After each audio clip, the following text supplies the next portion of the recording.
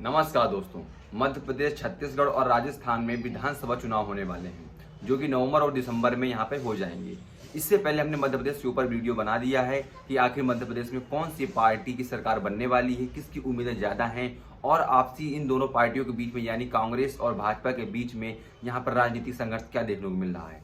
अगर आप मध्य प्रदेश के बारे में वीडियो देखना चाहते हैं तो इस वीडियो खत्म होने के बाद में लिंक यहाँ ऊपर आ जाएगा, और अगर आप देखना चाहते हो तो नीचे डिस्क्रिप्शन में भी लिंक मिल जाएगा। लेकिन अब हम बात करते हैं इस वीडियो में छत्तीसगढ़ के चुनाव के बारे में।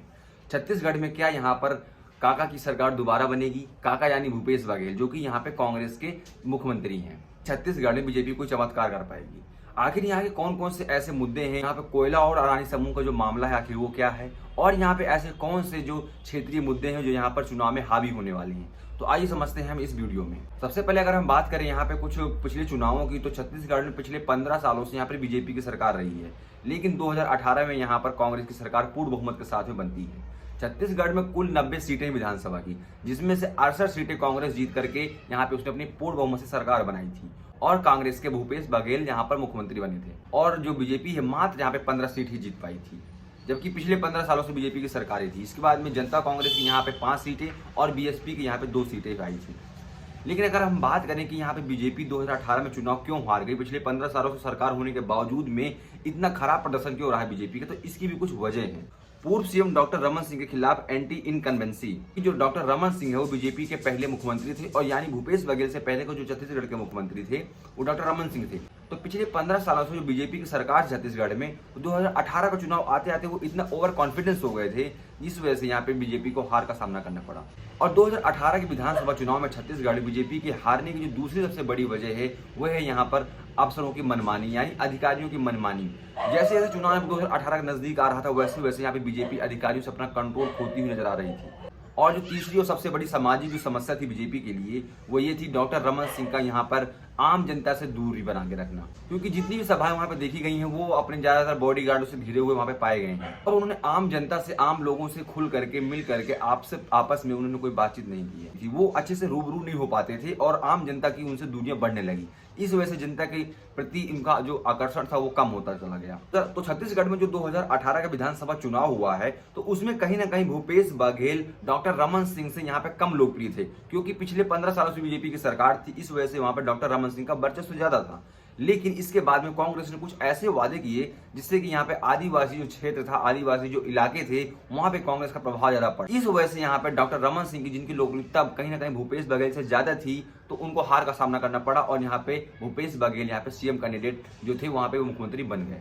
लेकिन अगर हम बात करें यहाँ पर कि आखिर कांग्रेस और बीजेपी यहाँ पे जो आने वाला चुनाव है 2023 का विधानसभा का, उसके लिए क्या तैयारियां कर रही है, तो सबसे पहले अगर हम बात करें बीजेपी, तो बीजेपी यहाँ छत्तीसगढ़ में परिवर्तन यात्रा निकालने जा रही है, और ये यात्रा कई सारी विधानसभा सीटों से होते हुए गुजरेगी। वहीं कांग्रेस के सीएम भूपेश बघेल संकल्प शिविर चला रहे हैं, जिससे वो आम लोगों से बातचीत करते हैं। तो अगर यहाँ पे बात करें चुनाव की तैयारियों की, तो यहाँ पे बीजेपी कहीं ना कहीं थोड़ा सा अपनी तैयारियों में पीछे नजर आ रही है, क्योंकि बीजेपी जो अपनी परिवर्तन यात्रा है वो निकालने जा रही है सितंबर के महीने से, और अब चुनाव के बचे हैं 2-3 महीने। तो बीजेपी कहीं ना कहीं यहाँ पे थोड़ा सा लेट नजर आ रही है, क्योंकि यहाँ पे जो यात्रा है, परिवर्तन यात्रा, इसको निकालना है बीजेपी को, तो ये काफी पहले से स्टार्ट कर देना चाहिए। अगर बात करें छत्तीसगढ़ के जो वर्तमान मुख्यमंत्री है भूपेश बघेल, तो वो वहां पे संकल्प शिविर जो चला रहे हैं, आम लोगों से पिछले 1 सालों से बात कर रहे हैं। तो यहाँ पे कांग्रेस कहीं ना कहीं बीजेपी से थोड़ा आगे निकल चुकी है। अक्सर आपने इंटरनेट में ऐसे बहुत सारे वीडियोस देखे होंगे जिसमें काका यानी भूपेश बघेल यहाँ पे आम जनता के बीच में रूबरू होते रहते हैं। और आपने एक लड़की का वीडियो भी देखा होगा जो कि छत्तीसगढ़ी भाषा में यहाँ पे अपने काका जो माने जाते हैं भूपेश बघेल जी, उनके सामने अपनी मुद्दों को वो बता रही थी। काका अब सवाल नहीं है, मांग है बस। हाँ तो मांग बता। काका मोर बस एक छोटे से मांग है काका। हाँ कते सुंदर बोला थे है? वो मांग आप पर बड़े नहीं है, छोटे हरे, वो मांग आप पूरा कर सकते हो। काका मतलब पहले बिल्कुल चारों तरफ से बांधा थे ताकि बोचक के भाग मत सका। काका जो हमार पीएमटी जो गर्ल्स हॉस्टल है ना काका, ओकर जो सीट है 50 हरे, वो कर सीट लाना 100 कर देना काका। काबर की जो हमार अबुझमाड़ बहन मन है वो आवासीय सुविधा के लाभ उठा सके और उच्च शिक्षा प्राप्त कर सके। बहुत सुंदर है, घोषणा कर दे मैं। चल 50 की जगह 100 पक्का। ले ठीक है रे। हाँ ठीक, धन्यवाद काका। धन्यवाद। हमने बात कर ली कि बीजेपी 2018 के चुनाव में क्यों हार गई विधानसभा के, लेकिन कांग्रेस क्यों जीती, इसकी भी कुछ रीजन है। अब अगर हम बात करें कि यहाँ पे आखिर कांग्रेस 2018 के चुनाव में क्यों जीती, तो उसमें कांग्रेस ने 2018 के अपने मैनिफेस्टो में किसानों की कर्ज माफी, बिजली बिल माफी और यहाँ पे अच्छी स्वास्थ्य सुविधाओं देने का वादा किया था, जो कि यहाँ के लोगों को काफी आकर्षित कर रहे हैं। वहीं अक्सर देखा जाता है कि बीजेपी दूसरी पार्टी के ऊपर लांछन लगाती रहती है, आरोप लगाती रहती है कि ये पार्टियां मुफ्त की रेवड़ी बांट रही हैं। तो बीजेपी 2018 के चुनाव में यहाँ छत्तीसगढ़ में मुफ्त में स्कूटी और मुफ्त में साइकिल देने के वादे किए थे, जो कि यहाँ पर ये काम नहीं कर पाए और बीजेपी 2018 में बुरी तरह चुनाव हार गई। अब अगर हम बात करें छत्तीसगढ़ के चुनाव में कौन कौन से मुद्दे यहाँ पे अहम भूमिका निभाने वाले हैं और कौन कौन से मुद्दे यहाँ पे जरूरी हैं, तो इसके बारे में आइए हम बात करते हैं। छत्तीसगढ़ में अडानी समूह के खदान का जो मामला है वो एक नया मोड़ ले रहा है छत्तीसगढ़ की राजनीति में। छत्तीसगढ़ के वर्तमान जो मुख्यमंत्री भूपेश बघेल वो कह रहे हैं कि अडानी समूह को हमने छत्तीसगढ़ में खदान नहीं दी है, इस वजह से हमारी सरकार के ऊपर यहाँ पे ईडी और आईटी के छापे पड़ रहे हैं।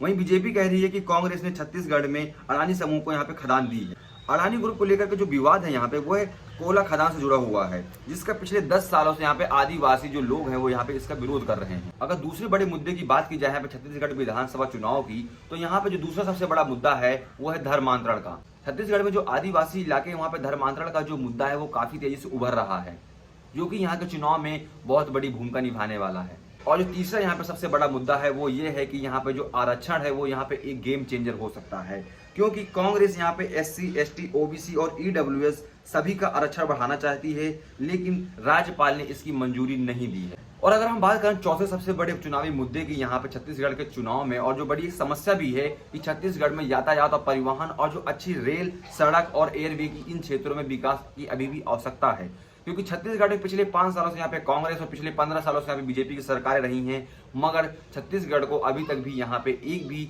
यहाँ पे अंतर्राष्ट्रीय उड़ान नहीं मिल पाई है, इंटरनेशनल फ्लाइट नहीं मिल पाई है। अगर यहाँ पे बात करें 5वें चुनावी मुद्दे की, या कहें तो एक प्रकार से यहाँ पे चुनाव जीतने का जो तरीका है वो यहाँ पे श्री राम जी का भी प्रयोग यहाँ पे किया जाएगा चुनाव, क्योंकि बीजेपी यहाँ पे श्री राम मंदिर जो अयोध्या में बन रहा है उसका मुद्दा भी यहाँ पे उठाएगी जरूर। हम बात करें छठे बड़े मुद्दे की छत्तीसगढ़ चुनाव में, यहाँ पर छत्तीसगढ़ियावाद भी एक बड़ा मुद्दा रहेगा, जिसको कांग्रेस ने काफी बढ़ाने की कोशिश की है, जो कि छत्तीसगढ़ की जो संस्कृति है, जो कि यहाँ की परंपरा है, इन चीजों को छत्तीसगढ़ की अंदाज में छत्तीसगढ़ियावाद के तरीके से इसको पेश करने की यहाँ पे जो कि जरूरत है, और उसको कांग्रेस काफी प्रयास कर भी रही है, लेकिन ये भी अभी भी एक ये बड़ा मुद्दा बना हुआ है। और जो 7वां सबसे बड़ा मुद्दा है यहाँ पे शराबबंदी, इसको लेकर के भी छत्तीसगढ़ में अक्सर काफी सारी समस्याएं देखने को मिलती रहती हैं। तो कुल मिलाकर ये कुछ ऐसे मुद्दे हैं जो कि छत्तीसगढ़ के 2023 की विधानसभा चुनाव में काम आने वाले हैं और बहुत ही अहम भूमिका निभाने वाले हैं।